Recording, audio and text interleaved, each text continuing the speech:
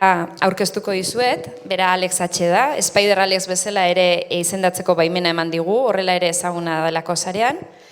Ziberfeminista eta teknologia libren zale bezala definitzen du bere burua. Burujabetza teknologikoaren ekintzen inguruko panoramaren inguruan 2 liburuki argitaratu ditu, eta fikzio espekulatiboaren inguruko tailerrak antolatzen ditu. Generoa eta teknologiaren arteko erlazioa aztertzen duen Donestek elkarteko sortzailetako bat ere bada. Gaur egun, segurtasun holistikoaren inguruko erantzun azkarreko sareekin lan egiten du giza eskubideen defentsarako. Bere aurkezpena hori da, eta nire partetik gogoratzea bere hitzaldiaren ostean atsedenaldirako tartea izango dela, eta gogoratu kafetegirako baliagarri den txartela karpetan daukazutela. Zure atxanda.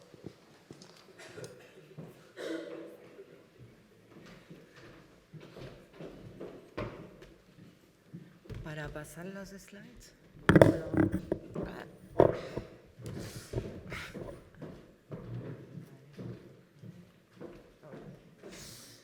Hola. Buenas. Ante todo, Mila esker a todas las personas que han organizado este encuentro.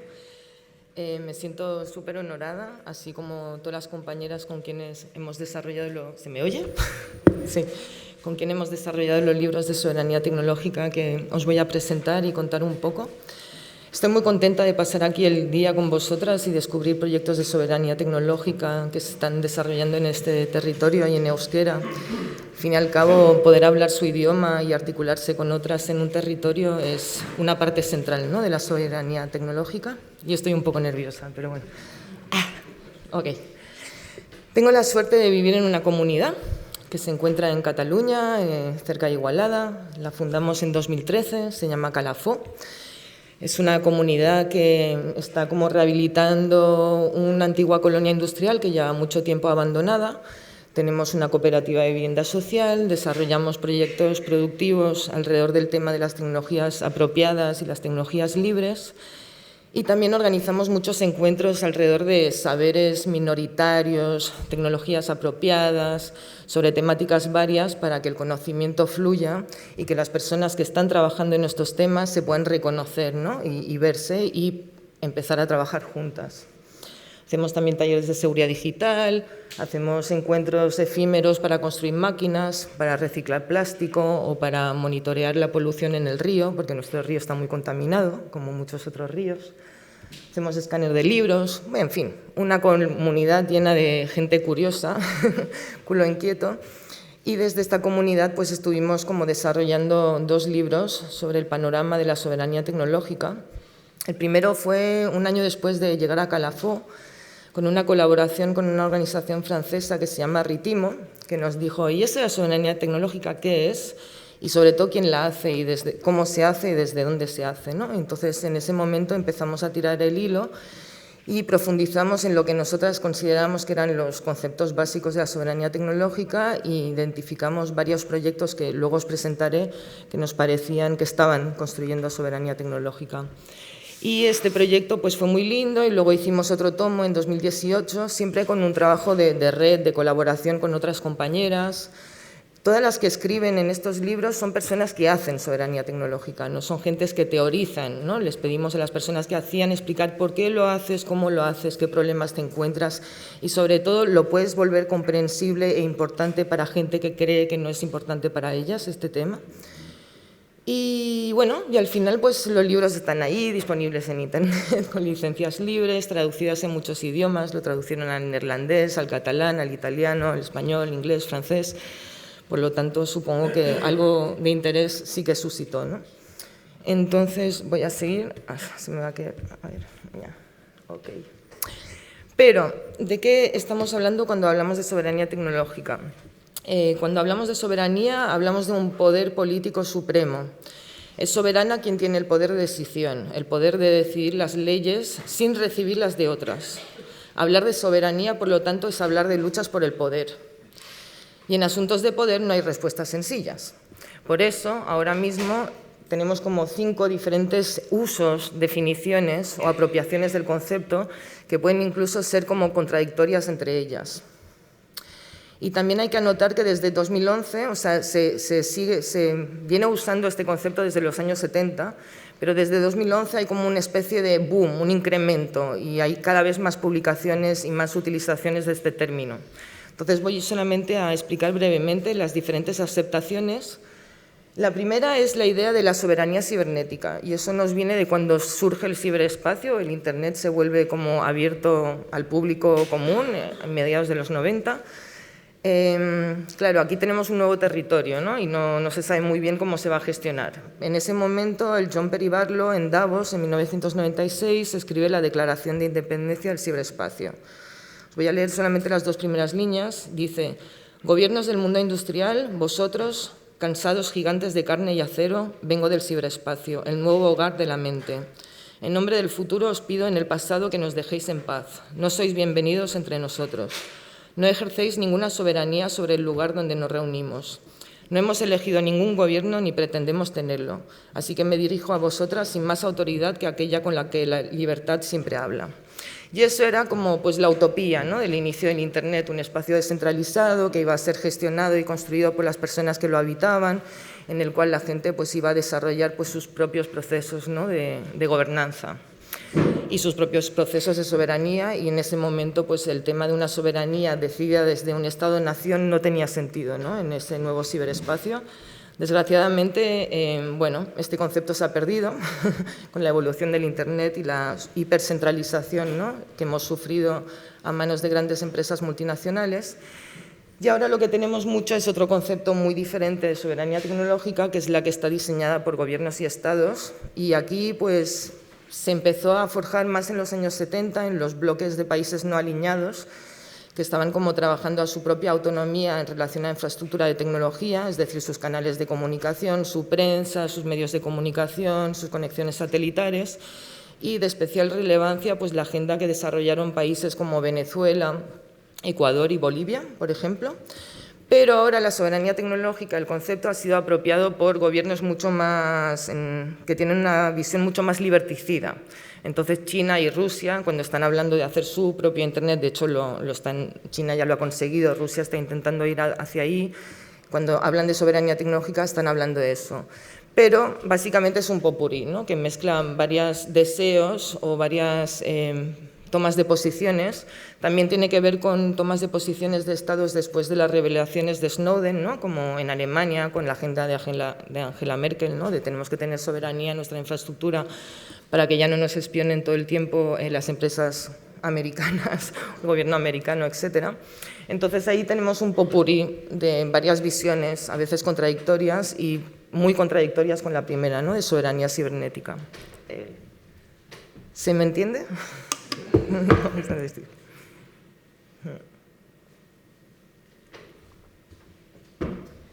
Luego tenemos otro concepto que es bien interesante, no podré profundizar en él, que es el concepto de soberanía tecnológica como ha sido desarrollado por comunidades indígenas, es decir, pueblos nativos, sobre todo en Canadá y en Australia, que llevan mucho tiempo como primero reivindicando, ¿no?, su territorio y protegiéndole de los colones y las personas y los estados que las han invadido, y también porque son poblaciones que han sufrido como la colección de datos acerca de ellos por parte de muchas instituciones externas.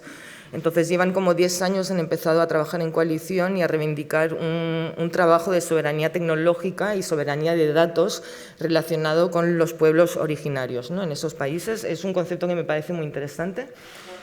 Y el otro es la soberanía digital personal, que eso se relacionaría más con pues, teorías feministas de las tecnologías, ¿no?, la idea de mi cuerpo, ¿no?, mis decisiones, pues aplicado a todo el tipo de datos que se pueden generar alrededor, datos biométricos, cuantificación de nuestra salud, de lo que hacemos con nuestro cuerpo, pero también reivindicación de la soberanía algorítmica, de poder estar en control, ¿no?, de los datos que estamos produciendo y con quién queremos compartirlos, y esto es una perspectiva más individual que colectiva, pero también tiene líneas estratégicas de interés, ¿no? Y finalmente la soberanía de la cual nos vamos a profundizar es la soberanía que presentaba antes Eli, que es la soberanía tecnológica de los movimientos sociales o la sociedad civil, ¿no?, desde la base para la base. Entonces, soberanía tecnológica. La primera cosa, cuando hablamos de una soberanía tecnológica desde los movimientos sociales para los movimientos sociales, la primera pregunta es cómo reescribir nuestra historia, nuestro pensamiento, nuestra comprensión de quién sueña, crea o mantiene tecnologías.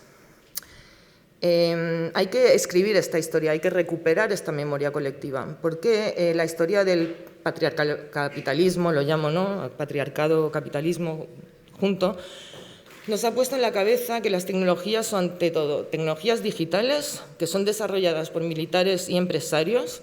Generalmente se trata de hombres blancos, jóvenes, y han construido un mito alrededor del hombre solo en su garaje, que está como a golpes de ideas geniales, ¿no? Inventando tecnologías que van a impactar y cambiar todo. Y la verdad que no es así, o sea, toda esta gente se ha robado, por mucho que hablen de copyright, de propiedad intelectual, todos se han dedicado a robarse y a hacerse espionaje industrial los unos a los otros.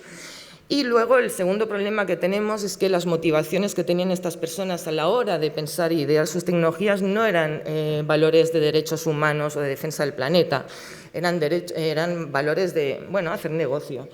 Y no voy a profundizar en cada personaje, pero lo que tenemos es como, bueno, este señor que ha creado las tecnologías Palantir, que son tecnologías que se dedican a analizar Big Data y a desarrollar tecnologías de vigilancia y espionaje a los ciudadanos y los defensores de derechos humanos alrededor del mundo. Tenemos el Bezos, hombre más rico del mundo, ¿no? Que se dedica a desmontar todo lo que pueda ser de economía cercana, de proximidad, de economía social y solidaria, etcétera, a golpe de vender todo lo que se pueda vender por Internet.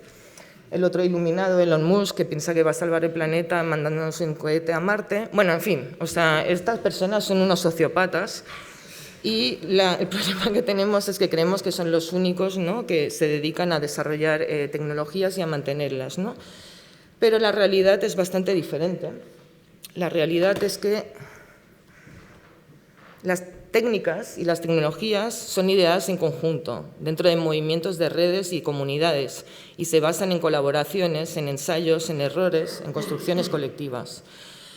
Por eso, cuando empezamos a mirar otra vez la historia de las tecnologías y las técnicas, ¿no?, desde este prisma, empezamos como a rescatar que hay una contribución súper fuerte por parte de la sociedad civil, los movimientos sociales, comunidades culturales, mujeres, y que han sido fundamentales en desarrollar todo un abanico de tecnologías, no solamente tecnologías digitales, sino también tecnologías lentas, tecnologías menores, tecnologías apropiadas, tecnologías ancestrales, tecnologías para la autonomía y la soberanía, en temas súper diversos como la salud, el cuerpo, artes, artesanía, agricultura, naturaleza, astronomía y muchas otras áreas de la vida en este planeta.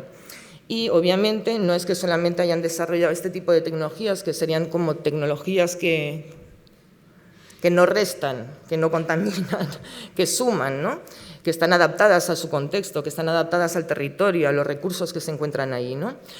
Pero también tenemos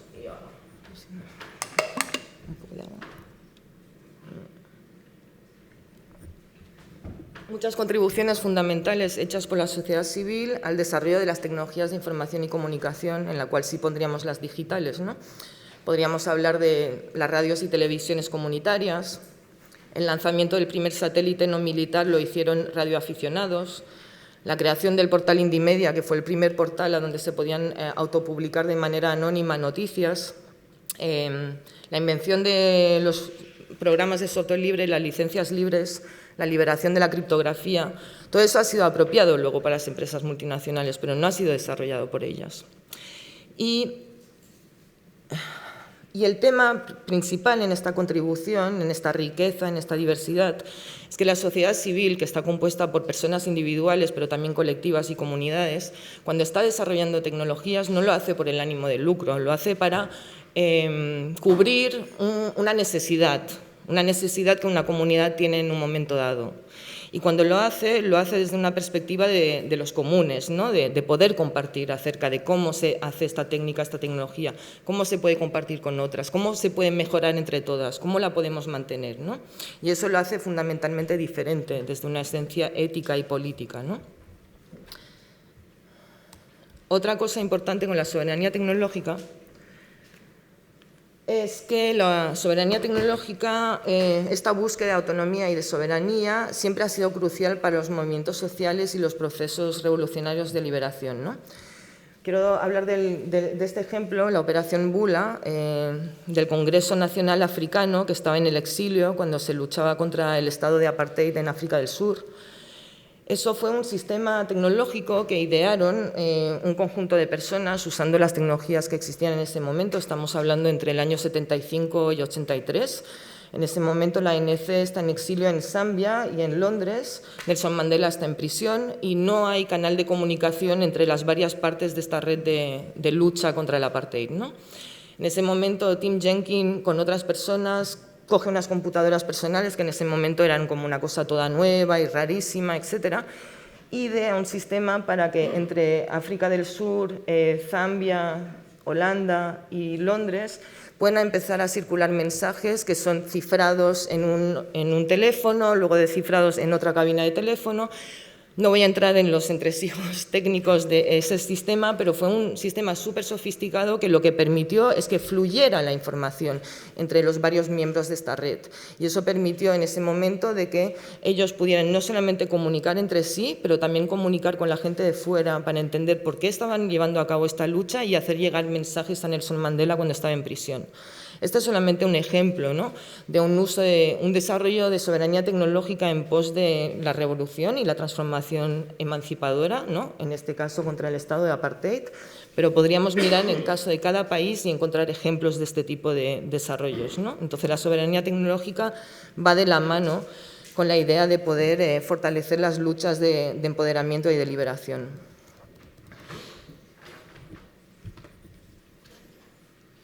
Hay un bonito documental en Internet sobre Operación Bula, os lo recomiendo. Vale, entonces, si nos vamos a una parte así como más amplia de soberanía tecnológica o qué hace que un proyecto o una iniciativa pues haga parte de la soberanía tecnológica. Desgraciadamente, como decíamos, cada vez todas estamos obligadas a usar tecnologías para estudiar, para comunicarnos, para estar en relación con las instituciones, para trabajar, bueno, un sinfín. Pero no hay espacio hoy en día en nuestro mundo para ser como formadas de una manera política, creativa, ciudadana a estas tecnologías. Entonces, por ahora, cuando tenemos que elegir una tecnología, una plataforma, una red social o lo que sea, generalmente nos limitamos a preguntarnos acerca de su funcionalidad, para qué sirve. ¿Puedo usarla yo? O sea, ¿soy capaz yo de usarla, su usabilidad? ¿Qué precio tiene? Y sobre todo, espero que sea gratis, porque esa idea de que las cosas digitales son gratis cuando no lo son, ¿no? ¿Quién la utiliza? O sea, ¿por qué tengo que utilizar esa plataforma? ¿Porque la utiliza todo el mundo? Obligación, porque muy a menudo no estamos en una situación de consentimiento con muchas tecnologías que usamos. Estamos obligadas de usarlo porque en el trabajo nos dicen que hay que usar el Microsoft Office, o en la escuela nos dicen que toca el Google, o en la colectividad en la cual somos partes, pues un canal de WhatsApp. O sea, hay muy poco consentimiento, ¿no? Y a veces nos preguntamos sobre la accesibilidad, ¿no?, si tenemos algún tipo de diversidad funcional o este tema nos interesa. Si ya empezamos como a politizar un poco nuestra relación con estas tecnologías que usamos a nivel cotidiano y empezamos a preocuparnos, ¿no?, de qué manera podemos proteger nuestra privacidad o nuestra seguridad digital, que es un poco el primer paso para politizar esta relación, vamos a empezar a hacernos otras preguntas. Este programa que estoy usando está hecho con software libre, el código es abierto, ha sido auditado, o sea, ya me empiezo a preguntar, bueno, ¿cómo funciona esta receta, ¿no?, de qué está hecha, con qué productos, qué le han metido, ¿no? Luego me voy a preguntar, ¿quién me lo ofrece? ¿Quién la está desarrollando? ¿Es una empresa pequeñita? ¿Es una multinacional? ¿Es una fundación sin ánimo de lucro? ¿Es una comunidad? O sea, ¿quién está aquí? Luego me voy a preguntar, ¿a dónde se almacenan estos datos? O sea, ¿en qué servidores están? ¿Bajo qué legislación? ¿Esa legislación es adversa a mis niveles de privacidad o mis demandas de seguridad? Y luego me voy a preguntar si me permite un relativo anonimato y un relativo nivel de cifrado.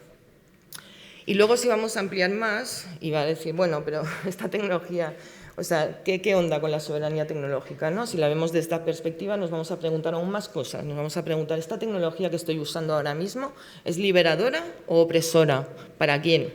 ¿Este teléfono que estoy usando, quién lo ha fabricado? ¿En qué condiciones? ¿Qué va a pasar al final de su vida? cuántos extractos se ha sacado, ¿no? Cuántos minerales, cuánta producción de gasolina, cuántas personas han quedado con un trabajo súper mal pagado, cuánta gente se va a contaminar con ella. O sea, ¿qué pasa con todo eso? ¿Qué pasa con el impacto ecológico y de justicia social de este dispositivo que estoy consumiendo, ¿no? ¿Qué hacemos con esto? También me voy a preguntar qué mecanismos de apoyo y solidaridad permite esta tecnología, ¿no? Y también genera imaginarios empoderadores. ¿Cambia algo a nivel de los imaginarios que tenemos en mente en relación al rol que juegan las mujeres o las personas LGTBIQ o las minorías culturales, ¿no?, en ese ecosistema tecnológico? Y luego me voy a preguntar también, ¿esta tecnología depende de los recursos presentes en tu territorio? ¿Yo puedo hacer este teléfono solamente aquí en este territorio? ¿Yo puedo acceder a todo lo que necesito? ¿Puedo hacer algo de cercanía o necesito ir más allá? Y cómo puede funcionar en este territorio, ¿no? Y ya eso, claro, nos lleva pues a un planteamiento totalmente diferente de las tecnologías, y ahí nos damos cuenta que muchas de las tecnologías digitales que usamos hoy en día pues no responden a criterios de soberanía tecnológica, ¿no? Desgraciadamente, otras sí.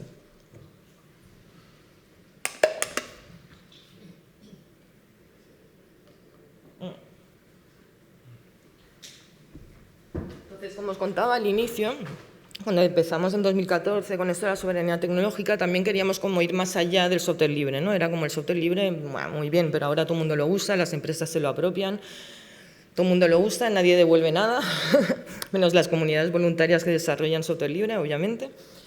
Y queríamos ver, bueno, cómo vamos más allá. Y entonces, ¿por qué elegimos el concepto de soberanía tecnológica? Fue por la analogía y el paralelismo con el concepto de soberanía alimentaria.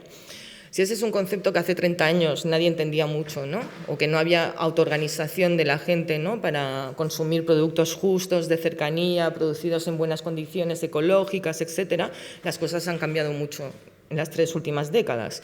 Y la idea un poco es que cambien de la misma manera en relación a las tecnologías.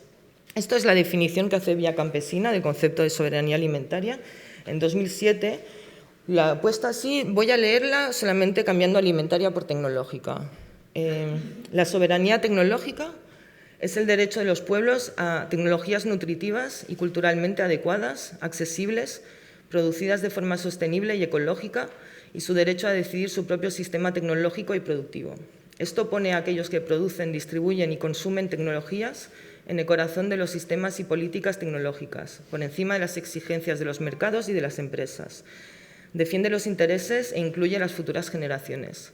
La soberanía tecnológica promueve el comercio transparente que garantiza ingresos dignos para todos los pueblos y los derechos de los consumidores para controlar su propia tecnología y nutrición. Bueno, la soberanía tecnológica supone nuevas relaciones sociales libres de opresión y desigualdades entre los hombres, mujeres, pueblos, grupos raciales, clases sociales y generaciones.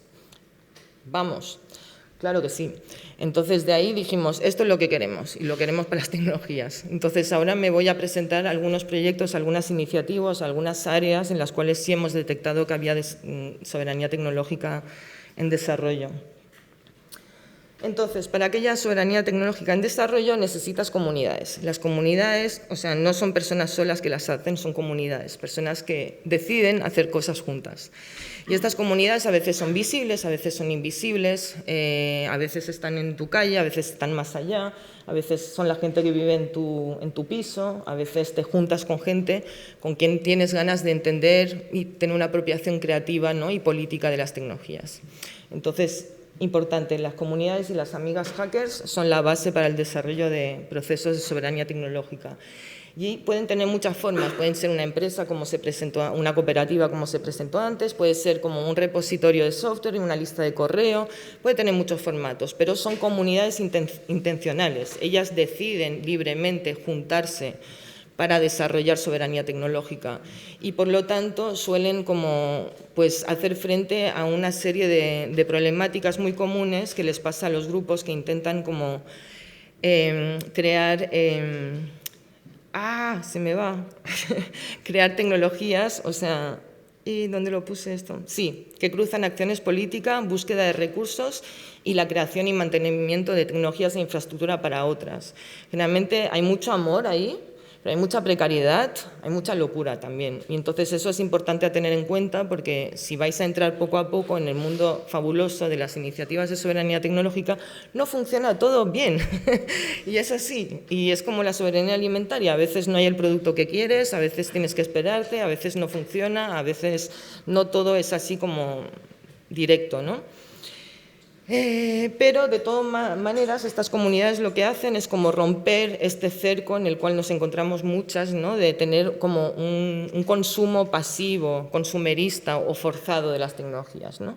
Y eso ya en sí es muy importante y hay que darle mucho valor. Entonces, cuando empezamos pensamos, vale, para aquella soberanía tecnológica en un territorio, los prerequisitos, lo mínimo de lo mínimo, es que se use software libre, sistemas operativos libres, porque queremos tecnodiversidad, ¿no? No queremos todas usar lo mismo, queremos entender cómo funciona, queremos un sistema operativo que podamos traducir a nuestro idioma, que podamos cambiar, modificar, que podamos adaptar a nuestras necesidades, y bueno, eso es lo que te ofrece el software libre, ¿no? Como dice Margarita Padilla, si no es software libre es que no tiene sentido, es que no tiene sentido. Y bueno, ahí no voy a ahondar mucho porque hay tantas comunidades y tantas texturas y se ha escrito mucho y se ha hablado mucho. El segundo prerequisito que vimos importante era Internet libre. Entonces, en Internet no tiene siempre que ser una infraestructura que te la da una empresa, ¿no? Podemos tener un Internet ciudadano. Por ejemplo, tenemos en Cataluña y más allá Gifinet, que es una red de telecomunicaciones libre, abierta y neutral, que cuenta con unos 35.000 nodos. Estos nodos son compuestos por particulares, empresas y administraciones que libremente se conectan a esta red para poder acceder a una red abierta de telecomunicaciones e Internet. Y también cuentan con la Fundación Gifi.net, que es un operador de telecomunicaciones. Gran parte de los nodos funcionan por redes inalámbricas, pero también hay cada vez más implantación de fibra óptica. Y ahora en nuestra comunidad usamos Gifinet para conectarnos a Internet y ahora tenemos fibra óptica, nos va un poco más rápido, está guay. Hay otros proyectos, como uno que quiero destacar, que me gusta mucho, que se encuentra en Francia, que se llama Framasoft. Framasoft es una pequeña organización sin ánimo de lucro. Hace 6 años eran 3, estaban deprimidos, querían cerrar, ¿verdad? Y luego dijeron, ¿sabes qué? ¿Por qué no desarrollamos una alternativa libre a cada servicio de Google? Y vamos a desgooglificar Internet. Y sorprendentemente les fue muy bien. Entonces ahora como ofrecen como 40 alternativas, o sea, muy similares a Google, pero no es Google, es una alternativa libre con las mismas funcionalidades. Y ahora lo que tienen es que están muriendo de éxito, porque está usando demasiada gente estos servicios y ahora hace unos meses han dicho, a ver, nosotras queríamos desgooglificar Internet, ahora vamos a tener que desframatizar Internet. Entonces han hecho una hoja de ruta para ir cerrando servicios que estaban ofreciendo a la comunidad, pero al mismo tiempo lo que están haciendo es dar apoyo para que haya la creación de más proyectos de servidores autónomos distribuidos en el territorio de Francia, para que otras comunidades y otros colectivos ofrezcan estos servicios y se vuelva a redescentralizar, ¿no? Me parece que la hoja de ruta, la manera que lo han hecho es súper ambiciosa, que les ha ido súper bien y que es un ejemplo muy consistente, ¿no? De soberanía tecnológica y de ofrecer algo que desde una perspectiva de funcionalidad y usabilidad es como muy fácil de usar, por eso han tenido tanto éxito, ¿no? Y luego tenemos el tema de hardware libre, que sería el cuarto prerequisito, y esto ahí no voy a ahondar mucho, solo decir que está complicado el tema, está muy complicado tener hardware libre, porque hay un tema de producción de electrónica, hay un tema de propiedad intelectual que se aplica a componentes, etcétera. Lo que voy a hacer es hablar de una iniciativa que me parece también muy chula, que es una iniciativa también francesa, que existe desde hace 15 años, que se llama el Atelier Paysan, que es el taller campesino. Entonces, los campesinos pues, desarrollan y usan material agrícola, ¿no? Y ese material agrícola se está modernizando, se está haciendo como con mucha electrónica, es difícil que lo puedas abrir y mantener. Hay incluso un movimiento en Estados Unidos que se llama el derecho a reparar, el derecho a mantener tus propios medios de trabajo. Y lo que hacen desde hace 15 años es desarrollar en hardware libre, con todos los sistemas, varias máquinas agrícolas y lo tienen toda a disposición en su página web, pero también tienen un centro de formación en el cual reciben campesinos que ponen en conjunto, ¿no? Los diferentes dispositivos o máquinas que han desarrollado. Entonces eso me parece como un proyecto muy chulo y muy relevante. Tendríamos otros proyectos, me tenéis que avisar cuando no me quede tiempo. Vale. Motores de búsqueda también es fundamental para la soberanía tecnológica, ¿no? No puede ser que todas, cuando busquemos algo en Internet, estemos dependiendo de Google, que es un algoritmo cerrado que no sabemos exactamente cómo funciona y que le saca resultados diferentes. Entonces, ahí también hay un campo de experimentación con varias iniciativas, ¿no?, que están ofreciendo otros motores y otras maneras de encontrar información en Internet.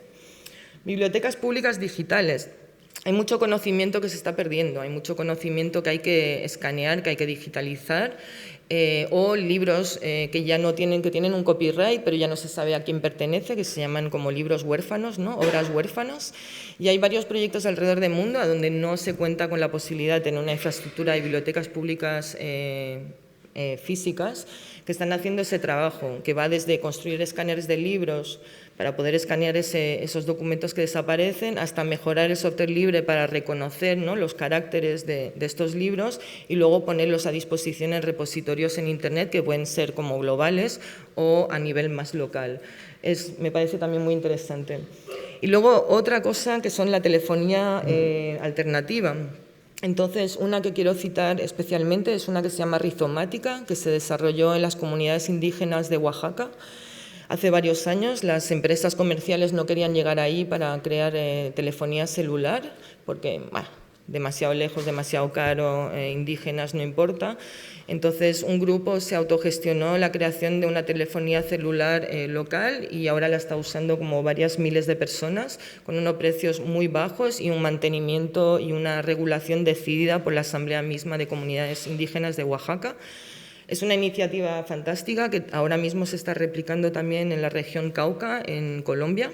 Entonces os invito también a profundizar porque podríamos tener, ¿no?, o sea, telefonía celular, móvil, telefonía móvil nuestra autogestionada en territorios bastante grandes. Sabemos que funciona y me parece como muy relevante. Otras cosas bonitas, bueno, obviamente privacidad y seguridad, creo que muchas herramientas que están desarrolladas para proteger nuestra privacidad y seguridad digital las desarrollan personas desde una perspectiva de soberanía tecnológica, no piden nada a cambio, sino lo que están es hacer como una funcionalidad o una herramienta que nos pueda proteger en este ecosistema global de vigilancia brutal. Y eso, claro, eso es muy importante para la defensa de la democracia y los derechos humanos. O sea, las personas tienen que poder comunicar y expresarse de manera anónima si lo necesitan, porque pueden estar sus vidas a riesgo.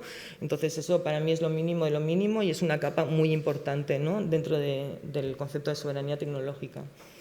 Luego tenemos todo el campo de experimentación alrededor de las criptomonedas. Criptomonedas, bueno, cualquier tipo de monedas que permita un intercambio de recursos o cosas en un territorio basado en la confianza y que puede ser, bueno, monedas de tipo social o monedas desgraciadamente especulativas como el Bitcoin, pero igualmente creo que es interesante empezar a pensar, ¿no?, en todo lo que se está desarrollando actualmente con las criptomonedas para salir un poco de, bueno, el ahogo, ¿no?, y la dependencia que tenemos del sistema financiero global.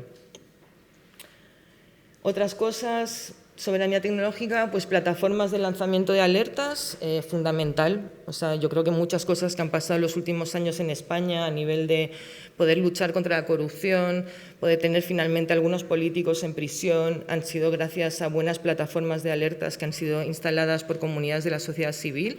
Y no es solamente una plataforma que ofrezca seguridad y protección, ¿no?, de la fuente que está liqueando información, es también tener una colectiva al otro lado, ¿no?, que esté recibiendo esta información, la esté procesando, la esté distribuyendo, estudiando, y yo creo que, bueno, lo que ha pasado en España y en muchos otros países es fundamental. Todas las instituciones deberían tener una plataforma para poder lanzar alertas de manera anónima para luchar contra la corrupción. Y bueno, también eso es un tipo de campo de experimentación que se lleva a cabo desde la soberanía tecnológica. Sistemas de traducción, también tenemos colectivas que se dedican como a reflexionar de cómo se pueden abaratar los costes de la traducción simultánea, haciendo dispositivos de hardware libre para facilitar, pues, traducción simultánea usando radioseñales, por ejemplo, pero que también desarrollan todos los procesos, ¿no?, para que las colectivas puedan facilitar la traducción simultánea, ¿no?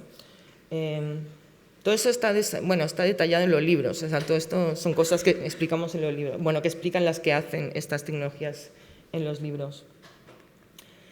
¿Y dónde? Pues ¿a dónde? Pues sí, muy importante, las cooperativas tecnológicas, como le ha contado la compañera antes, son fundamentales. O sea, en un territorio tenemos que tener cooperativas tecnológicas de varios tamaños. Hay que crear posibilidades de autoempleo para que personas se puedan dedicar a mantener y desarrollar las tecnologías que necesitamos y que haya como una interfaz didáctica, ¿no? De explícamelo, adáptate, entiende mis necesidades, entiende mi contexto específico, y que esa conversación y ese fluir, ¿no? Pues, se base en cooperativas tecnológicas. Podemos también tener no cooperativas tecnológicas, sino espacios en los cuales las personas interesadas en entender cómo funcionan las tecnologías se junten a experimentar, que es lo que llamamos Hack Labs, que ahora también se ha puesto pues, con los Fab Labs. Todo tiene un pro y una contra, ¿no? Aspectos positivos y negativos.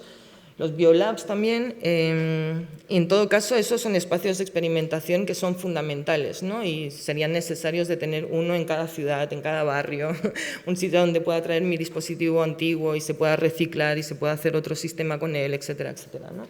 Entonces, esos son como espacios muy importantes. Y creo que estamos llegando al final ya.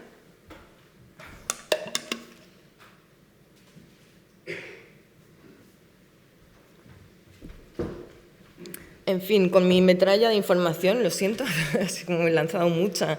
Primero decir que hay soberanía tecnológica, que todas las iniciativas que hemos presentado están a varios niveles, ¿no? de ética, política, ser justas, pero cada una cubre lo que puede cubrir desde donde se encuentra.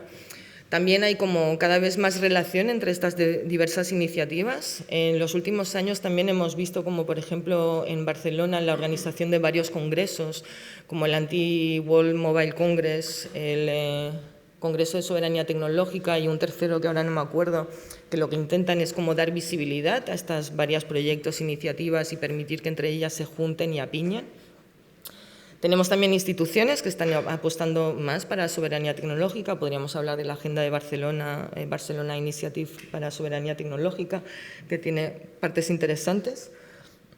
Pero luego, aparte del trabajo que pueden hacer instituciones públicas, que me parece de todos modos fundamental que las instituciones públicas liberen dinero para que la sociedad civil pueda crear estas alternativas, mantenerlas y ofrecer otro tipo de opciones tecnológicas. Yo creo que allí podemos tener como una colaboración de ganar-ganar, ¿no?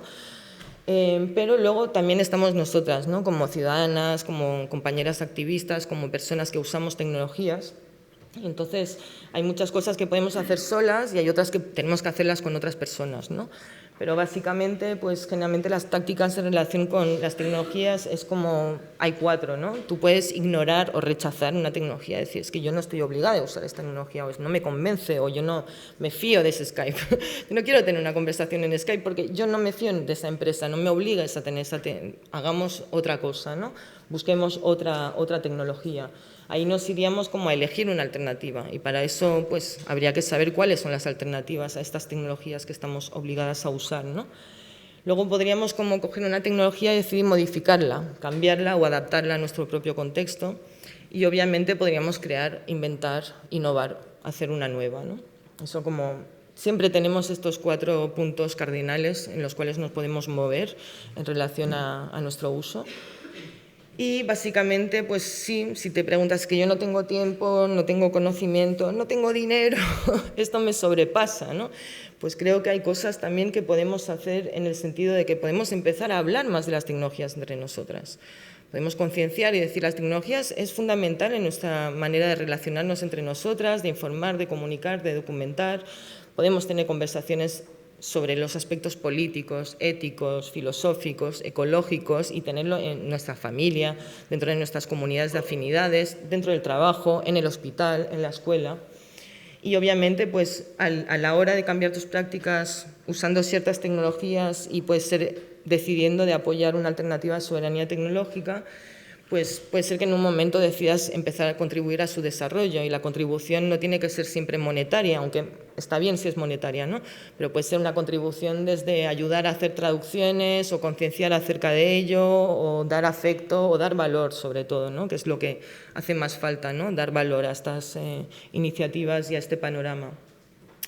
Y básicamente pues siempre como aceptar de poder soñar las tecnologías que nos merecemos, ¿no? O sea, podemos soñar las tecnologías que nos merecemos, podemos soñar las tecnologías que queremos o hacia las cuales queremos caminar Y eso es como, bueno, eso lo podemos hacer en cualquier momento, solamente cerrando los ojos y jugando con otras compañeras. Ya está.